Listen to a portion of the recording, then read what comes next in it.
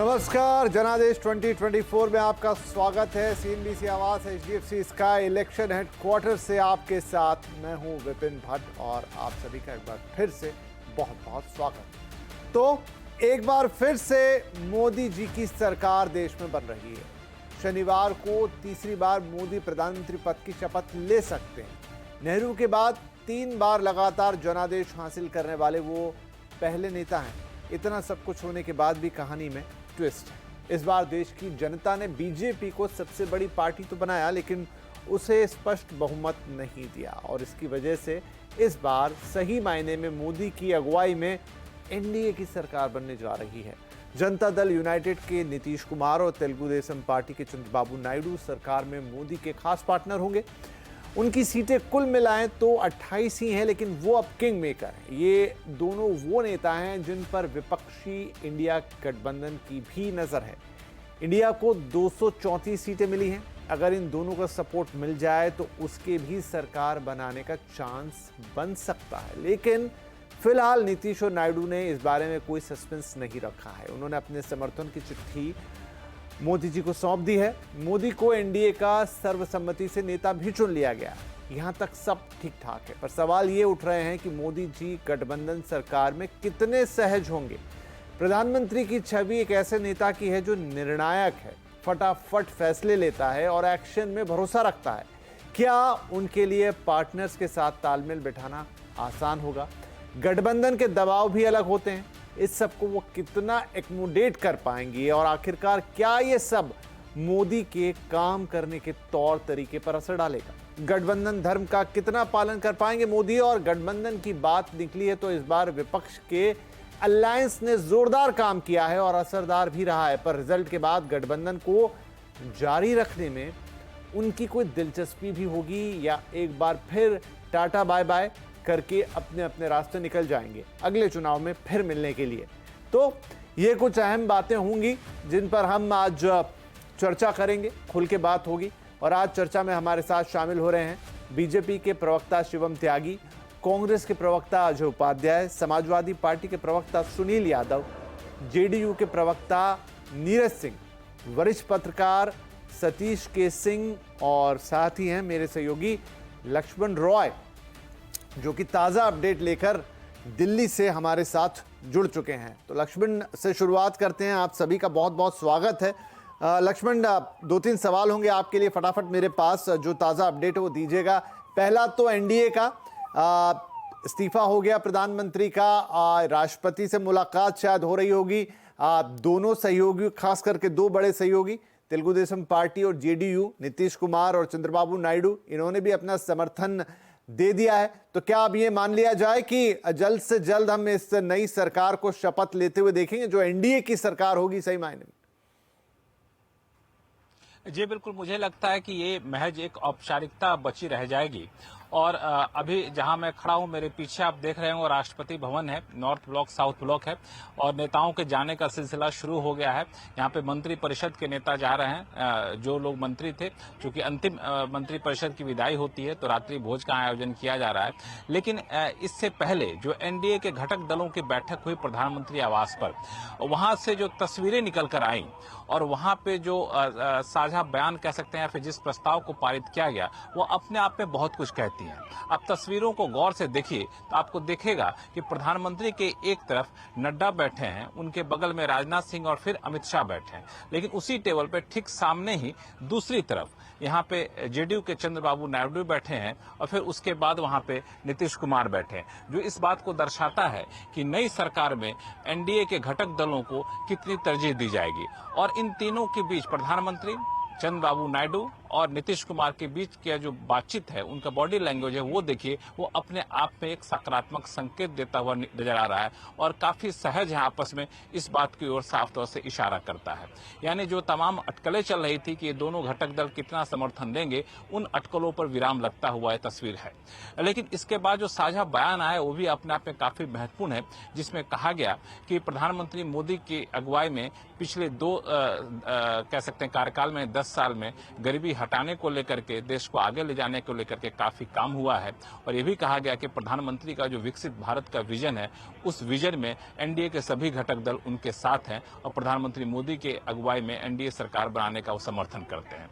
प्रधानमंत्री मोदी का जो एक कह सकते हैं, अब बार बार जोर दिया करते थे 4 जातियों पर, महिला, युवा, किसान, गरीब, उन 4 जातियों का भी जिक्र एनडीए के साझा बयान में कहा गया है। तो जाहिर तौर पे एक फोकस जो होगा वो सामाजिक कल्याणकारी योजनाओं पर होगा, जो इस बात के संकेत यहाँ पे मिलते हुए दिख रहे हैं एनडीए के इस घोषणा पत्र से और एनडीए की बैठक के दौरान। तो मुझे लगता है कि अब 7 तारीख को जब एनडीए के संसदीय दल की बैठक होगी तो वहां पे सर्वसम्मति से प्रधानमंत्री मोदी फिर से संसदीय दल के नेता चुने जा सकते हैं और वहां पे फिर प्रधानमंत्री की अगुवाई में जाकर के नई सरकार बनाने का दावा पेश कर सकते हैं। ठीक है, इस दौरान आज बहुत सारी खबरें लक्ष्मण ये चली कि मतलब इन्हें अटकलें कहेंगे, खबरें कहें, अफवाह कहें कि चंद्रबाबू नायडू, नीतीश बाबू ये सब बहुत बार्गेनिंग कर रहे हैं, काफी सारे मंत्रालय मांगे जा रहे हैं, काफी सारे पोस्ट मांगी जा रही हैं। इन खबरों में कितना दम है? देखिए, ये खबरें तथ्यों के आधार पर नहीं है, ये खबरें अटकलों के आधार पर है। चूंकि टीडीपी सबसे बड़ा सहयोगी दल है, उसके बाद जदयू सबसे बड़ा सहयोगी दल है, भाजपा बहुमत से दूर है, तो इस तरह की अटकलें आमतौर पर चलती हैं। कहा यह जा रहा है कि टीडीपी ने 4 कैबिनेट पद, 1 राज्य मंत्री का दर्जा और साथ में लोकसभा स्पीकर का पद मांगा है। ये इस वजह से भी कह सकते हैं चूंकि वे सबसे बड़े सहयोगी दल हैं और वाजपेयी सरकार में पहले से लोकसभा स्पीकर उनके पार्टी का था, तो इस बात का स्वाभाविक दावेदारी कर सकते हैं। लेकिन अभी तक इसकी कोई औपचारिक पुष्टि नहीं हुई है, जिसे महज एक कह सकते हैं चर्चा, अटकलें ही मानी जा सकती। इसी तरीके से जेडीयू ने भी मंत्री पद की मांग की है, जो स्वाभाविक है। तो ये सारी बातें हैं, लेकिन मुझे लगता है कि ये सारी बातें अभी समय लगेगा इस पर बार्गेन करने पे, इस पर खींचतान तो होगी, लेकिन सबसे ज्यादा नजरें टिकी रहेंगी जो 4 मंत्रालय जो मेरे पीछे आपको दिख रहे होंगे, मेरे बाएं हाथ पे और दाएं हाथ पे, रक्षा मंत्रालय, विदेश मंत्रालय, गृह मंत्रालय, वित्त मंत्रालय, वहां पे घटक दलों की निगाहें तो होंगी, लेकिन इनमें से कोई मंत्रालय घटक दल को दिया जाएगा इसकी संभावना कम है, क्योंकि भाजपा अपने पास खुद अच्छे नंबर से आई हुई है। दूसरा, रेल मंत्रालय जो थोड़ा सा लोकप्रिय मंत्रालय है, वो दबाव बनेगा वो देने के लिए, तो वो एक देखने वाली बात होगी। बाकी कई सारे मंत्रालय जो जाहिर तौर पर सहयोगी दलों को दिए जाएंगे, क्योंकि अब तक कैबिनेट में सिर्फ 1 सहयोगी दल को कैबिनेट पद दिया गया था और राज्य मंत्री के तौर पर 2 सहयोगी दलों को दिया गया था, लेकिन ये संख्या अब सहयोगी दलों की बढ़ेगी। एक दूसरी थ्योरी ये चल रही है कि कैबिनेट में, केंद्र सरकार में सहयोगी दलों को बहुत ज्यादा भूमिका ना दी जाए, उनके बदले में उन्हें कहा जाए कि आप अपने राज्य में, जो आपकी सरकार खुद वहां पे बिहार में और आंध्र प्रदेश में, वहां केंद्र सरकार से इसके बदले में ज्यादा मदद ले लीजिए, हम वहां ज्यादा मदद आपकी कर देंगे आर्थिक सहयोग के तौर पे, दूसरे मोर्चे पे, लेकिन केंद्र सरकार में हमको सरकार अच्छे चलाने दे, यहाँ पे ज्यादा आप बार्गेन मत करिए। ये भी एक थ्योरी है जो लगातार सत्ता के गलियारों में दिन में घूमती रही। तो आपके पास पैनल हैं अच्छे खासे, काफी प्रबुद्ध लोग हैं, वो इस पे ज्यादा प्रकाश डालेंगे आगे चलकर। जी जी बिल्कुल है। तो ये अब सारी बातें, सारी अटकलें आएंगी और धीरे धीरे ही इन पर विराम लगेंगे जैसे जैसे चीजें सामने आएंगी। लेकिन एक अपडेट लास्ट आपसे और ले लूं कि ये तो बात हो गई एनडीए की, इंडिया गठबंधन में क्या चल रहा है? क्योंकि कल जब प्रेस कॉन्फ्रेंस हुई थी तो राहुल गांधी भी बोले थे कल जवाब देंगे, खड़गे साहब ने भी कहा था कि मैं अभी से कैसे बता दूं, नहीं तो मोदी जी सतर्क हो जाएंगे। क्या हो रहा है वहां पे? देखिए, वहां पे मुझे लगता है कि बैठक शुरू होने से पहले तक असमंजस की स्थिति थी। बैठक चली वहां पे, लेकिन सरकार बनाने का दावा पेश करेंगे अभी ये तय नहीं हुआ है। और इसमें 2 बातें हैं जो अभी साझा प्रस्ताव पारित किया गया एनडीए की, उसको कोरा कागज या फिर कह सकते हैं कि सतही बताया गया है कांग्रेस की तरफ से। लेकिन आपको याद होगा कि कल प्रधानमंत्री ने जब भाजपा कार्यालय से अपना भाषण दिया तो वहां एक तरह से विपक्ष के आरोपों या विपक्ष के दम को हासिल पर लाने की कोशिश की। उन्होंने कहा कि अकेले भाजपा को इतनी सीटें मिली हैं जितना कुल मिलाकर इंडी गठबंधन को नहीं मिली है। तो एक तरह से इशारा था कि आप सत्ता में आने का या सरकार बनाने का सपना नहीं देखिए, ऐसा प्रधानमंत्री इशारों में कह रहे थे। तो वैसे भी अगर सत्ता बनाने की बारी आती है, सरकार बनाने की, तो सबसे बड़ी विपक्षी पार्टी, सबसे बड़े दल के तौर पर भाजपा को निमंत्रण दिया जाएगा। लेकिन भाजपा इसमें काफी कदम आगे बढ़ा चुकी है। एनडीए दल की बैठक हो गई, संसदीय दल की बैठक हो गई, सरकार बनाने का दावा पेश करेंगे। लेकिन अभी इंडी गठबंधन की बैठक से क्या कुछ निकलेगा, क्या उनकी रणनीति होगी, कहना मुश्किल है। लेकिन सरकार बनाने का दावा पेश करेंगे और पेश कर भी दिए तो राष्ट्रपति से आमंत्रण मिल जाएगा, इसकी संभावना मुझे थोड़ी सी कम दिख रही है। ठीक है, तो ये दिल्ली से अपडेट है। चाहे एनडीए की बात हो, चाहे इंडिया की बात हो, सहयोगी दलों के साथ जो है वो एनडीए सरकार बनाने का दावा पेश करने जा रही है और इंडिया गठबंधन की भी आज वैसे तो बैठक चल रही है, लेकिन फिलहाल क्या समीकरण बनता है वो देखना होगा। चलिए अब चर्चा की शुरुआत करते हैं। हमारे सभी मेहमान हमारे साथ तो जुड़ गए हैं यहाँ पर। शिवम त्यागी, सबसे पहले तो आपसे ही शुरुआत करूं। अच्छा, शिवम दिख तो रहे हैं मुझे, लेकिन शायद अभी थ्रू नहीं है। राइट, तो मैं अजय उपाध्याय साहब के पास चला जाता हूं। उपाध्याय साहब, ये भी बड़ा अहम सवाल है क्योंकि कल जो सबसे पहली प्रेस कॉन्फ्रेंस चुनाव के बाद हुई वो इंडिया गठबंधन की हुई और वहां पर ये कहीं नहीं किया गया। कई सवाल आए कि आप सरकार बनाने जा रहे हैं या सोच रहे हैं, तो उन्होंने कहा हम कल बताएंगे, हम अभी से चीजों को ओपन नहीं कर सकते। यहां तक खड़गे साहब बोल गए कि हमारे साथ नए सहयोगी जुड़ सकते हैं। तो थोड़ा अगर आप इस मामले को और आगे बढ़ाएं तो बेहतर होगा दर्शकों के लिए। नमस्कार सभी को, आपके सभी दर्शकों को भी। जो कल का जनादेश है, पहले तो उस जनादेश पर एक चर्चा होनी चाहिए कि चुनाव में किस तरह के जनादेश आए हैं। जनता ने स्पष्ट तौर पे कहा है कि आप जो है इस देश में अहंकार से देश को नहीं चला सकते, आपको देश में शांति, प्रेम, सौहार्द और सद्भाव का माहौल पैदा करना होगा। धार्मिक भावना भड़का करके लोगों को आप मूर्ख नहीं बना सकते, आपको व्यक्तिगत आस्था का पूरा सम्मान करना होगा। ये जनादेश जो है अयोध्या की जनता का भी संदेश है और यही बाबा विश्वनाथ की भी आदेश है। जिस तरह से अहंकार में पिछले 4-5 वर्षों में सरकार चली और जिस तरह लगातार स्वस्थ प्रतिस्पर्धा के बदले राजनीतिक प्रक्रिया में व्यक्तिगत कहीं ना कहीं महत्वाकांक्षा हावी होकर के और विरोधी पक्ष को कहीं ना कहीं सरेआम गलत ठहराने का प्रयास किया गया, लोकतंत्र को जिस तरह से लगातार उसकी जो परंपरा, नीति, नियम है उस पर कहीं ना कहीं सरकार खड़ा नहीं उतरने का प्रयास की, जनता ने इसको भली भांति समझा और कहीं ना कहीं ये भी एक बड़ा संदेश है कि संविधान हम सबके लिए सर्वोपरि है। संविधान से छेड़छाड़ किसी भी कीमत में इस देश के आम जनमानस बर्दाश्त नहीं करेगी। अब बात आती है कि हमने क्या पाया और हमने क्या खोया। ये भी स्पष्ट है कि भाजपा के लोगों को ये बात क्लियर है कि मोदी जी अब जो है जिताऊ नहीं रह गए हैं। ठीक है, हठधर्मिता में या भाजपा के मजबूरियों का फायदा उठाकर भाजपा के नेता जरूर आज बने हैं, पर यह भी सच है कि जिस तरह से हार उनकी हुई है भाजपा की वोट प्रतिशत में भी और सीट में भी, ये अपने आप में दर्शाता है कि मोदी जी अब वो नेता नहीं रह गए। बेशक भाजपा सर्वाधिक सीट लेकर आई, पर यह सच है। जहां तक एनडीए के साथियों की बात है, वो सभी साथी जो 6 महीने पहले तक भाजपा से प्रताड़ित थे, किसी न किसी कारण से वो जरूर साथ आए हैं, पर अब उनका एक अलग तरह का महत्व है और ये देश जिस तासीर को समझता है, सबको लेकर चलने की तासीर, मुझे लगता है कि ये संदेश बड़ा है जनता का और मुझे लगता है इसको मोदी जी और भाजपा के लोग अपने अहंकार को छोड़कर अब इस बात को भली भांति समझने का प्रयास करेंगे। यही संदेश पूरा है। विपक्ष के लिए भी एक संदेश है, हमने लड़ाई जनता के मुद्दों पर लड़ी, सकारात्मक लड़ी, जन मुद्दों को लगातार सड़कों से लेकर संसद तक उठाने का काम किया, नतीजा आप सबके सामने है। हम इस पे इन सारी चीजों पे डिटेल में जाएंगे और क्योंकि कार्यक्रम के अगले हिस्से में हमको यही विश्लेषण करना है, लेकिन जो मेरा एक सवाल था, अगर एक लाइन में आप वो बताएं कि क्या आपकी तरफ से कुछ होने जा रहा है, क्योंकि कल इस तरह की बातें आई थी। हमारी मीटिंग अभी जब आपसे बात हो रही है लगातार चल रही है। सभी शीर्ष गठबंधन के साथी, इंडिया गठबंधन के ब्लॉक के सभी नेता साथ में बैठकर खड़गे जी के पास विचार विमर्श कर रहे हैं। अगली रणनीति क्या होगी शीघ्र ही, शायद आपके ये कार्यक्रम चल रहे होंगे उसी समय इसकी आपके पास उसकी चीजें भी स्पष्ट होकर आ जाएगी, आपके दर्शकों को सूचना मिलेगी। मैं भी उसके इंतजार में।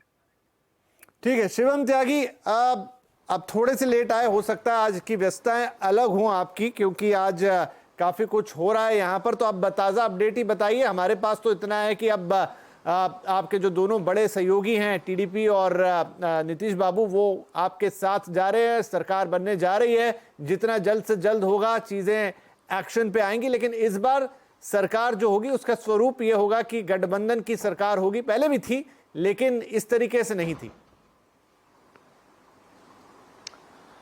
आज शाम के समाचार ये हैं कि आदरणीय प्रधानमंत्री श्री नरेंद्र मोदी जी फिर से तीसरी बार प्रधानमंत्री बनने जा रहे हैं।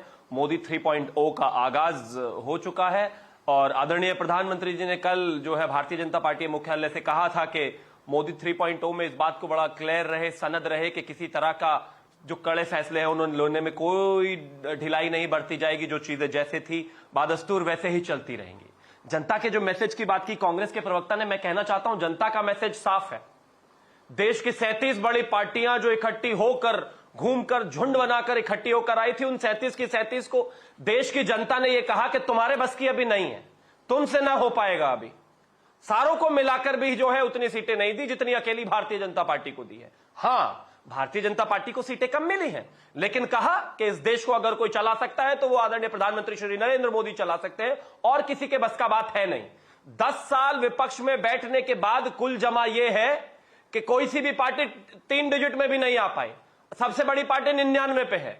10 साल बाद कुल जमा यह है कि स्थिति इस तरीके की है कि भारतीय जनता पार्टी का वोट शेयर अगर घटा तो वो 0.38%, 1% भी नहीं घटा, 0.3% घटा। 10 साल बाद कुल जमा अगर कुछ है तो वो ये है कि हां, हम कुछ सेक्शंस में जरूर जो है जिस प्रदर्शन को करना चाहते थे वो नहीं कर पाए, और हम उस पर बैठकर पूरी तरीके से चर्चा परिचर्चा करेंगे और उन बिंदुओं को देखेंगे। लेकिन विपक्ष को फिर से उस पेड़ के नीचे बैठा रहना है जहां पर अगले 5 साल तक फल गिरने की उम्मीद है। कुल जमा यह है, उनके नेता, उनकी नीयत, उनकी नीति, इस देश के हथियार जो है खत्म कर देने की नीति और तमाम नीतियों को इस जनता ने सिरे से खारिज करके कहा, सारे मिलकर इकट्ठे होकर चुपचाप बैठ जाइए विपक्ष में। ये तो है कुल जमा। जहां तक बात हमारी सरकार की है, मोदी 3.0 आने जा रहा है। आदरणीय प्रधानमंत्री जल्दी ही शपथ लेंगे। जिस तरह का चुनाव घटा, हमने बहुत मेहनत की, हमने पूरे तरीके से जनता के हम बीच में गए। हां, हमसे जरूर कुछ ना कुछ कमियां रही होंगी, जरूर कुछ ना कुछ दिक्कतें रही होंगी। उस बात को बैठकर इवैल्यूएट करेंगे और बेहतर तैयारी करके उस गैप को जहां से शुरू किया था अगले चुनाव तक वहीं ले जाएंगे। टिल देन ये अपना विपक्ष की भूमिका इसी तरीके से निभाते रहे। मेरी उनको शुभकामनाएं। जी ठीक है। जेडीयू, नीरज सिंह साहब, अब चूंकि आप इस सरकार में सहयोगी होने जा रहे हैं और ये सरकार का गठन हो रहा है, अभी लक्ष्मण रॉय ने कुछ चीज़ें बताई कि भाई इस तरह की मांगे हैं, इस तरह की चीज़ें, और ये स्वाभाविक है, इसमें कोई ऐसी बात नहीं है कि ये नहीं होगा, ये होगा। गठबंधन की सरकारों में ये आम चीज़ें हैं और बढ़ते ही है पोर्टफोलियो उस तरीके से। लेकिन फिर भी क्या अपेक्षा रहने जा रही है? देखिए, सबसे महत्वपूर्ण विषय है कि एनडीए गठबंधन को बिहार में बढ़त मिली, हमारी सीटों की संख्या सम्मानजनक हुआ और तरह तरह के कयास लगाए गए। माननीय नीतीश कुमार जी के इर्द गिर्द ही राजनीति 48 घंटा से घूम रहा। क्या होगा? तो माननीय नीतीश कुमार जी ने तो आज समर्थन पत्र दिया और आदरणीय प्रधानमंत्री नरेंद्र मोदी जी तीसरी बार बनेंगे।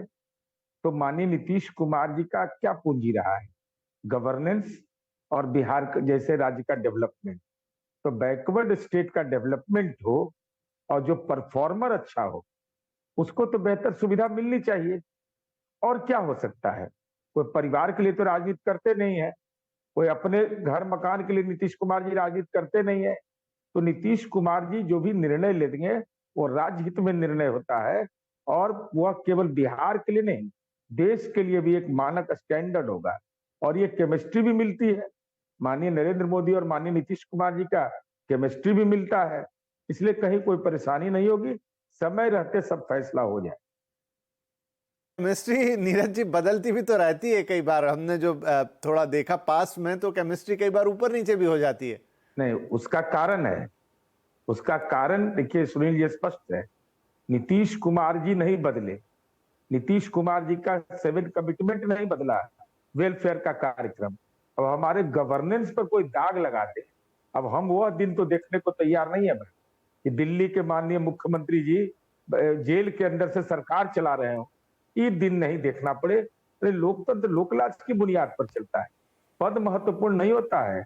आने वाला इतिहास आपको याद, आने वाली पीढ़ी याद करे। अब वही दिन देखने के लिए हम लोग वहां रहते हैं कि हम लोग जेल जाते मिलने के लिए, गठबंधन बचाना है तो चलिए जेल के अंदर में मिलिए, जेल में परमिशन लीजिए, कोर्ट से परमिशन लीजिए।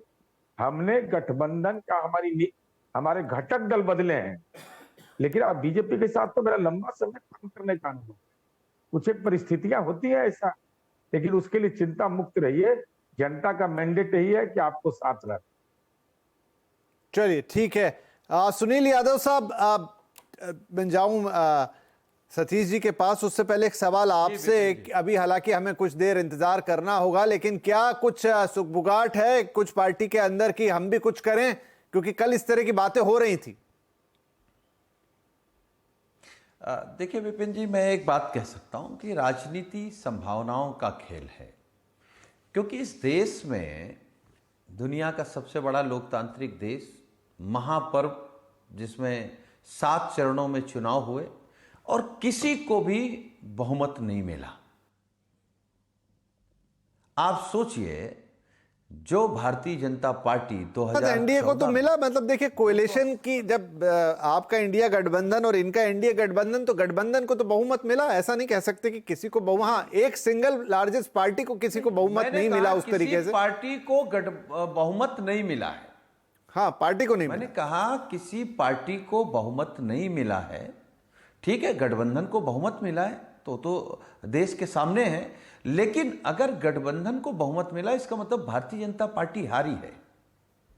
और वो कैसे हारी है? 2014 में आप 282 सीट पे आते हैं, फिर आप 303 पे आते हैं और फिर सीधे 240 पे आ जाते हैं।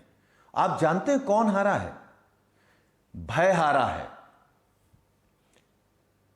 और इनका जो भ्रष्टाचार था, भ्रष्टाचार हारा है, इनका झूठ हारा है, इनका धोखा हारा है, इनकी बेईमानी हारा है, इनके जुमले हारे हैं और सबसे बड़ी बात, इनका घमंड हारा है।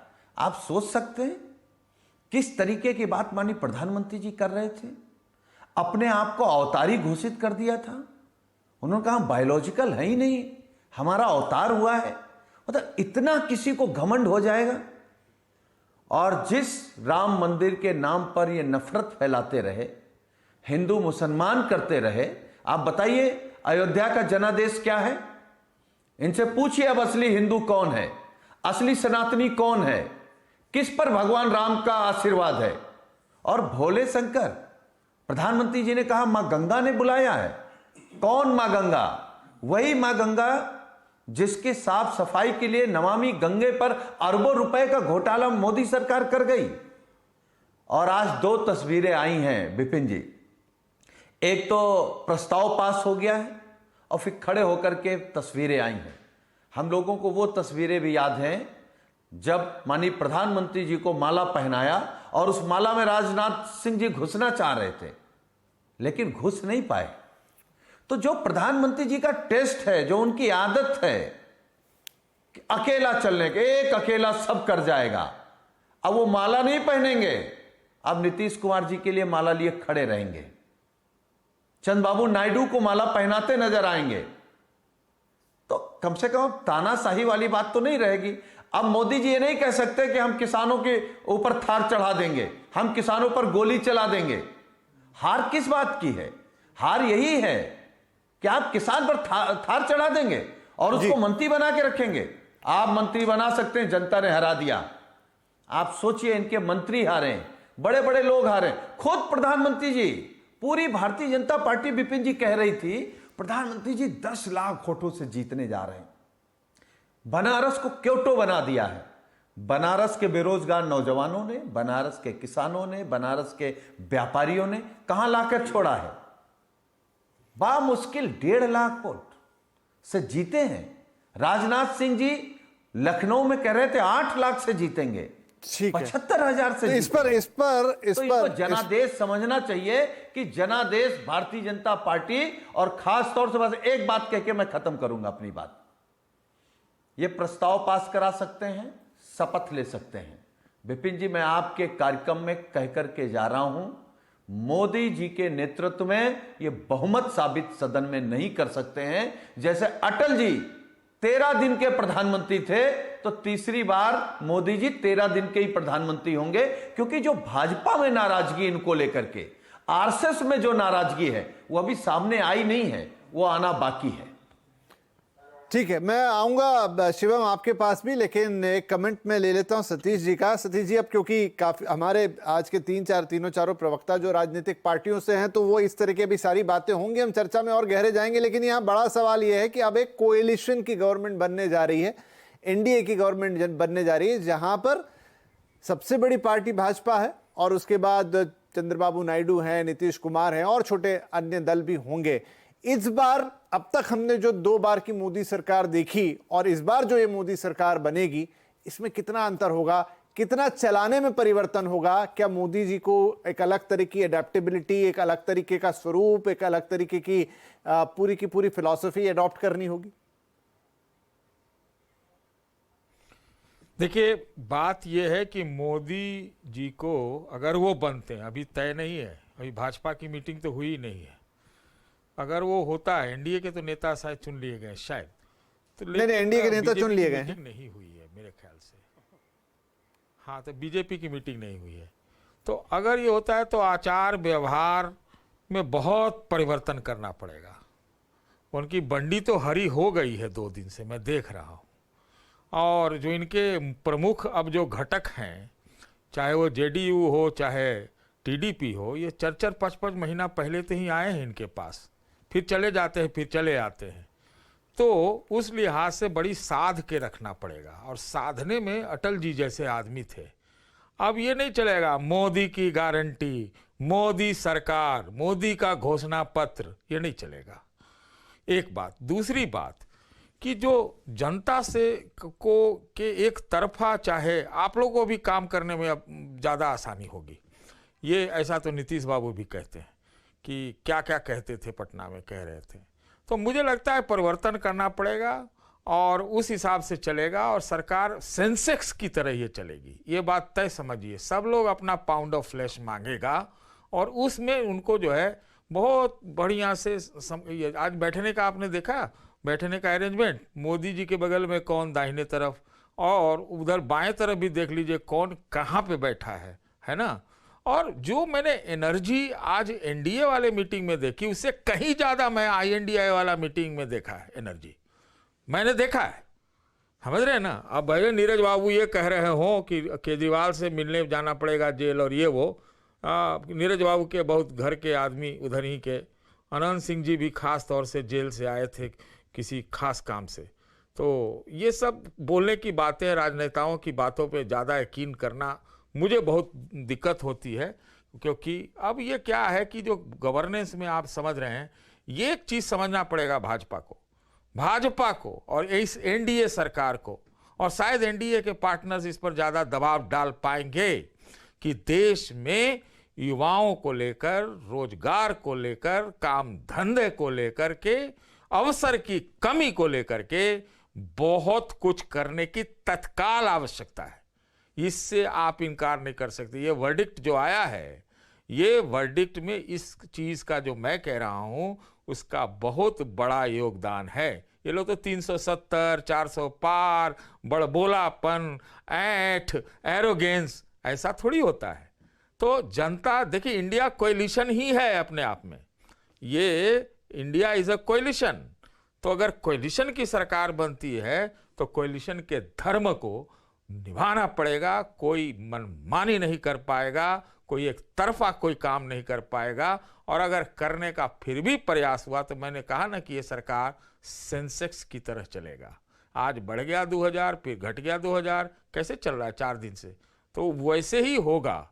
और मैं ये बात सिर्फ इसमें एनडीए पर नहीं लागू करता हूँ, मैं आईएनडीआईए पे भी यही लागू करता हूँ। क्योंकि आधा पार्टी जो आज आईएनडीआईए में, वो कभी एनडीए में थी, और आज एनडीए में जो कई पार्टियां हैं जिसमें जेडीयू और टीडीपी सब शामिल है, कभी यूनाइटेड फ्रंट में होते थे, और जेडीयू तो हाल तक इसी आईएनडीआईए के फॉर्मेशन में नीतीश बाबू का हाथ था। तो ये आप समझ लीजिए ये राजनीति कैसे चल रही है, सिर्फ कुर्सी के खेल से नहीं चलेगा। शिवम, आप बार बार हाथ उठा रहे थे, लेकिन अब सारे सवाल ही आपकी तरफ आएंगे। देखिए, एक बात बहुत घूम फिर के आती है, चाहे वो प्रवक्ता बोले, आपके मित्र लोग बोलें या फिर विश्लेषक बोलें, कि बहुत ज़रा को तार करके किया, और आगे जिस तरह के चर्चाएं होती रही, लल्लू जी के हार के 2 मायने हैं अयोध्या में। एक तो भगवान राम की प्रजा ने जिस तरह से इनको सजा दी है कि भाई भगवान राम के नाम पे राजनीति मत कीजिए, और दूसरा इस संविधान को बदलने का जो उन्होंने नारा दिया था उसकी भी सजा उनको मिली है। उत्तर प्रदेश के लोग बहुत जागरूक हैं।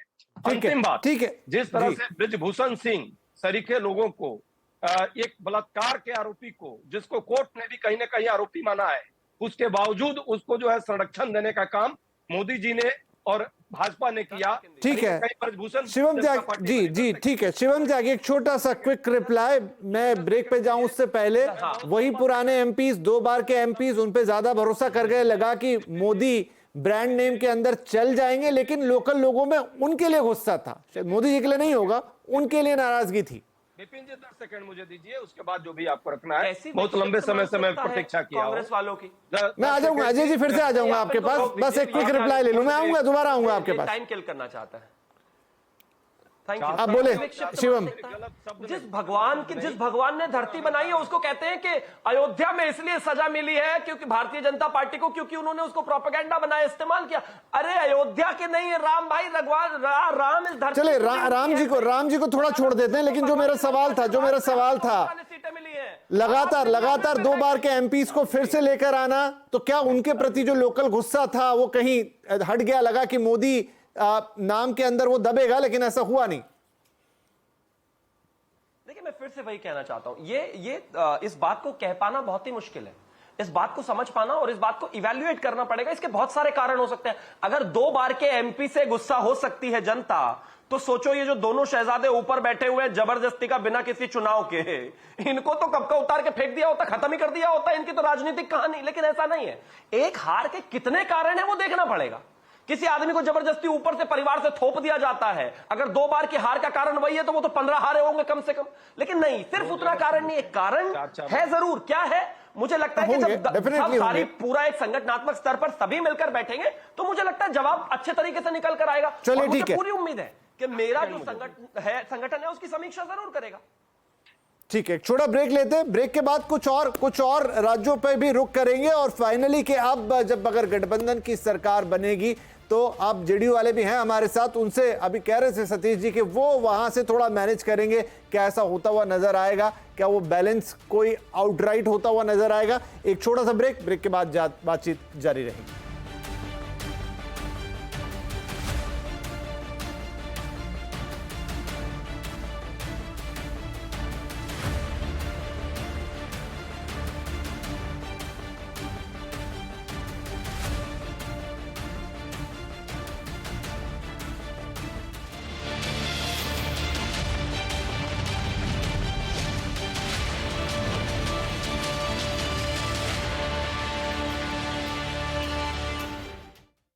पता है लोग अक्सर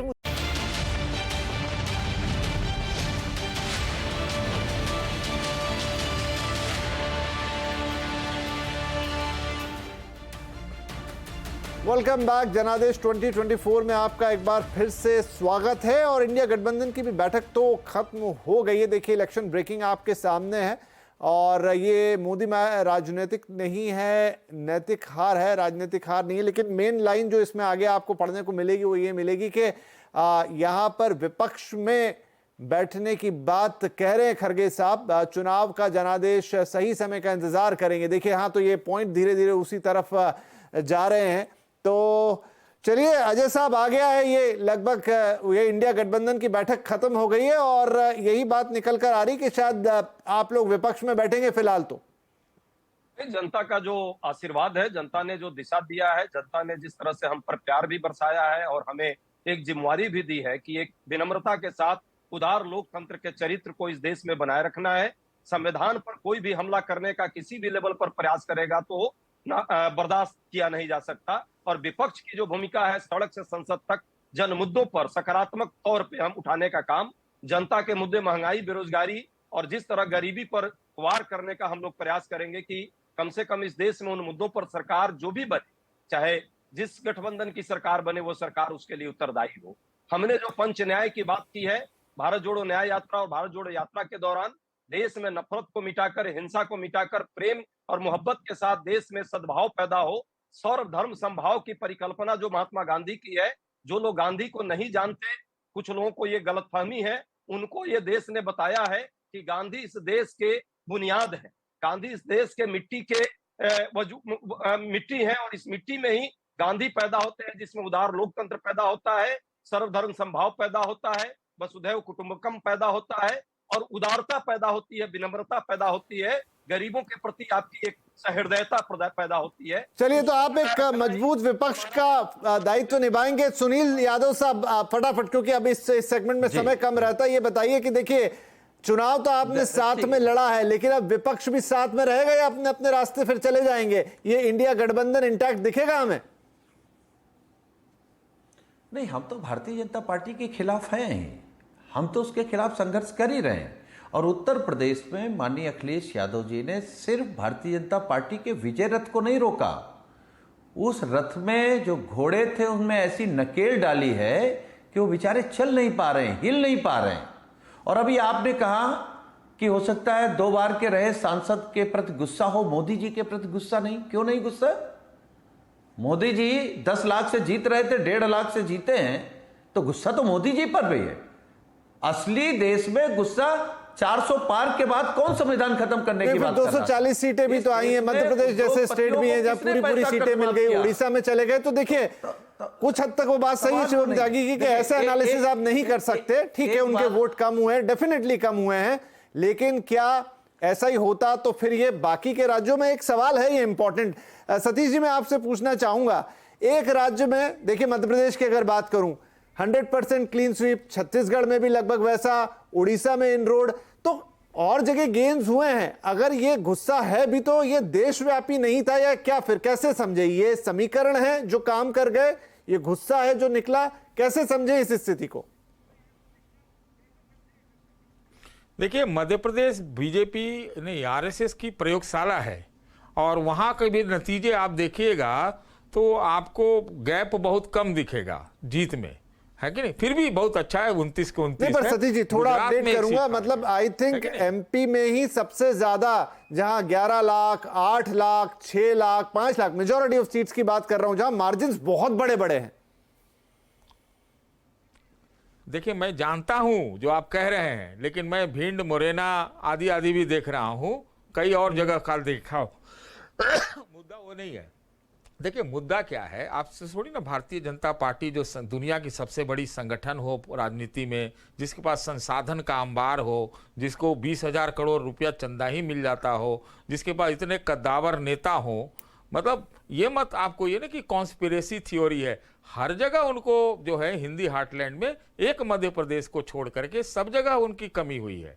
मुद्दा वो नहीं है, मुद्दा ये है कि जिस प्रकार से इनकी राजनीति में इस तरह से प्रोजेक्शन था कि एक ही व्यक्ति है, व्यक्तिवादी है और कुछ है ही नहीं, उसका उनको थोड़ा खामियाजा भुगतना। और मैंने कहा भी आपको कि जमीन पर जो मुद्दे, मतलब जनता में, हमको कोई भी सरकार आए, मान लीजिए आज इंडिया वाले बना लेते INDIA में, तो अभी भी तो थोड़ा सतीश जी इसका और बाइफरकेशन, अगर ये व्यक्ति वाली प्रॉब्लम होती तो देखिए 2014 से 2019 में कद और बड़ा हुआ, तो ये व्यक्ति वाली प्रॉब्लम है जो आपने शुरू में कहा कि भाई अच्छी बात है कि वो GDP ऊपर है, शाइनिंग इंडिया नहीं चाहिए मुझे, मेरी लोकल की मेरा रोजगार कैसा या मेरी रोजमर्रा की चीजों पे भी ध्यान दो, वो वाली प्रॉब्लम है? दोनों चाहिए भाई, दोनों चाहिए। अनफॉर्चुनेटली सिर्फ एक है। और एक चीज मैं आपको कहना चाहता हूं, जरा बहुत ध्यान से कहना चाहता हूं, इसको जोर से सुनिए, नीरज बाबू के लिए खास तौर से। देखिए क्या है, ये जनता इस बार में विपक्ष जो है चुनाव लड़ ली, यही बहुत बड़ी चीज है। अब ईवीएम की बात कर रहे थे ना, सवाल ईवीएम का नहीं है, सवाल भरोसे का है, ब्रांड का है, विश्वसनीयता का है। ये सवाल था। मैंने तो इतने लोगों से मैं मिला, सब कहते रहे क्या जाए वोट देने के लिए, जीतेगा तो मोदी ही, मतलब इसका ये माहौल था। बताइए आप, ये माहौल था, है कि नहीं? इस तरह की अविश्वसनीयता नहीं पैदा होनी चाहिए, है कि नहीं? वोटिंग परसेंटेज तो इस बार 50% लाने का था बीजेपी को, बीजेपी ने टारगेट रखा था भाई 50%, टारगेट रखने में कोई हर्जा नहीं है, लेकिन जमीनी स्थितियों से आप वाकिफ नहीं होंगे तो मोदी जी को खुद 1.5 लाख वोट पे आना पड़ा, है कि नहीं? जबकि बड़ा अच्छे ढंग से चुनाव हुआ कि भाई उधर अमेठी रायबरेली को छोड़ दिया, उधर कन्नौज और कहाँ कौन सी जगह थी, सब मतलब बड़ा उस तरह से हुआ। लेकिन आम जनता में अगर यकीन की दिक्कत हो जाए और आपके ऊपर इस तरह का दिमाग लगने लगे कि अरे भाई लोग तो कुछ भी कर सकते हैं, ये नहीं होना चाहिए, नहीं होना चाहिए। और व्यक्तिवादी तो था। आपको आपकी एक आज की खबर बताते हैं, आपको एक खबर बता देते हैं, है कि नहीं? हमें डर भी लगता है कि बोले पता नहीं क्या कर देंगे ये लोग, क्या करा सकते हैं, लेकिन क्या करा सकते हैं? कुछ नहीं करा सकते। मैं आज को आपको एक खबर बताता हूं, एक अखबार में आई है कि भाजपा के एक बड़े नेता ने कहा है कि अब आवाज उठाई जाएगी पार्टी के भीतर। इसका मतलब क्या है?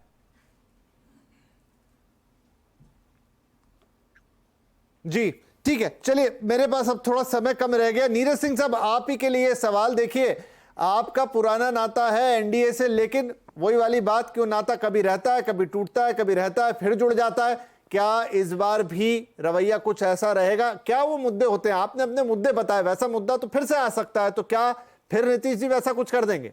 मुझे लगा कि आज आप इंडी ब्लॉक पर भी चर्चा करते।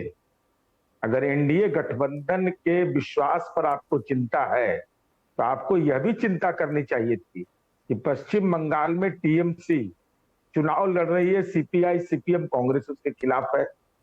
साथ ही साथ वरिष्ठ पत्रकार है सतीश एसके सिंह साहब, हम उनको विनम्रता पूर्वक कहना चाहते हैं, आप अरविंद केजरीवाल की जैसे लोग इस बिहार देश के अंदर में लालू यादव को भी सजा हुई, लालू यादव को सजा हुई, छोड़ना पड़ा गद्दी, हेमंत सोरेन को छोड़ना पड़ा। एक मिनट मुझे अपनी बात कहने दी। आपने जिस व्यक्ति का नाम लिया उस किस केस में हुआ? पुलिस ने गवाही दिया, हमने दल नहीं देखा, जाति नहीं देखा, और सजा हुई। और पैरोल को न्यायपालिका के परमिशन के बिना आप नहीं बाहर कर सकते किसी को। और यहाँ अपोजिशन है। पर आप मेरा जवाब नहीं दे रहे हैं नीरज जी। वो ठीक है सब, ये तो बहुत अंदर की बातें होंगी, लेकिन मोटा सवाल था मेरा। हम एकदम आपके सवाल पर आ रहे हैं। देखिए, गठबंधन इस देश की राजनीति की आवश्यकता है, उससे कोई न एनडीए इनकार करेगा न इंडी ब्लॉक। हम तो इंडी ब्लॉक के शुरुआत करने वाले लोग थे, लेकिन जो व्यवहार इन लोग का रहा आज उसका खामियाजा भुगत है। तो हम वही बात तो कह रहे हैं, वो वही बात तो कह रहे हैं सर। देखिए, मैं जब यहाँ बैठ के बात करता हूँ तो जनता के प्रतिनिधि के तौर पे तो बात कहने दीजिए। तो अगर नीतीश जी गए, उन्होंने पहले एक सपना दिखा दिया पूरे देश को कि देखिए ये एक गठबंधन पूरा बना रहे हैं, फिर वही छोड़ के अलग हो गए, तो अजीब तो लगेगा उसमें। लगेगा नहीं, अरविंद केजरीवाल जी से अपमानित करवाइएगा, ममता बनर्जी से कुछ बोलवाइएगा। अरे भाई, ये आप नेता लोगों का आपस का मामला है, इसको जनता क्या करेगी? अरे भाई, जनता एक्ट नहीं करेगी तो स्वीकार करेंगे ना। हम अगर हार गए, हम 30 शिवम जी, बिहार में जीते, शिवम त्यागी साहब, ये आपके देखिए सहयोगी हैं, उनको ममता जी और केजरीवाल साहब की बातों का बुरा लग गया है, तो क्या मोदी जी या शाह जी की बातों का बुरा नहीं लग सकता? भाई हम तो सीधे तौर पर कह रहे हैं कि शिवम भाई, 2005 से हैं, हमारे साथ तो वो 2005 से हैं। 2 बार जरूर वो साथ में नहीं रहे, और उसके बाद 1991 से, सॉरी माफ कीजिए। नहीं मैं हाँ शिवम भाई, मेरे गंभीरता से सवाल है, मतलब मैं इसको ऐसे इससे पूछने के लिए नहीं पूछ रहा, लेकिन ये चीज है और ये दिखती है ना जनता को सामने से कि ये क्या है, अपना जब भी मौका देखा ऐसा करा, मौका देखा वैसा करा। नहीं, मैं मानता हूं कि देखिए जिस तरह की स्थितियां हैं वो कहीं ना कहीं पूरे तरीके से उन्होंने कहा कि हम एनडीए के साथ हैं।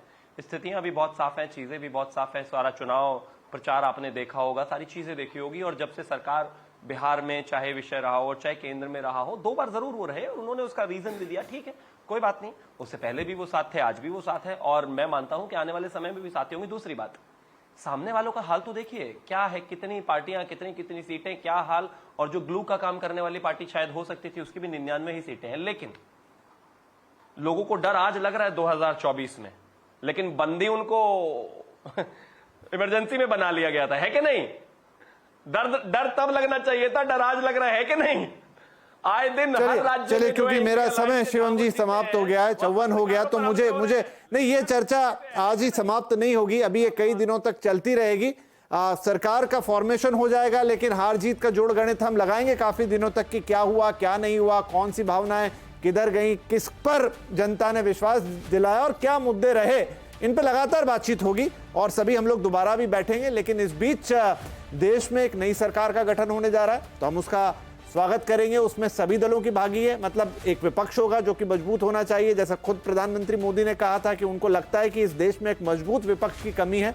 शायद अब वो चीजें दिखेंगी कि एक बड़े नंबर के साथ आएगा और ये गठबंधन का एक नया युग जो मोदी सरकार के तौर पे, एनडीए सरकार के तौर पे हम देखेंगे, इसमें भी बहुत चीजें होंगी। फिलहाल आप सभी लोगों का बहुत बहुत धन्यवाद, कल फिर मुलाकात होगी, नमस्कार।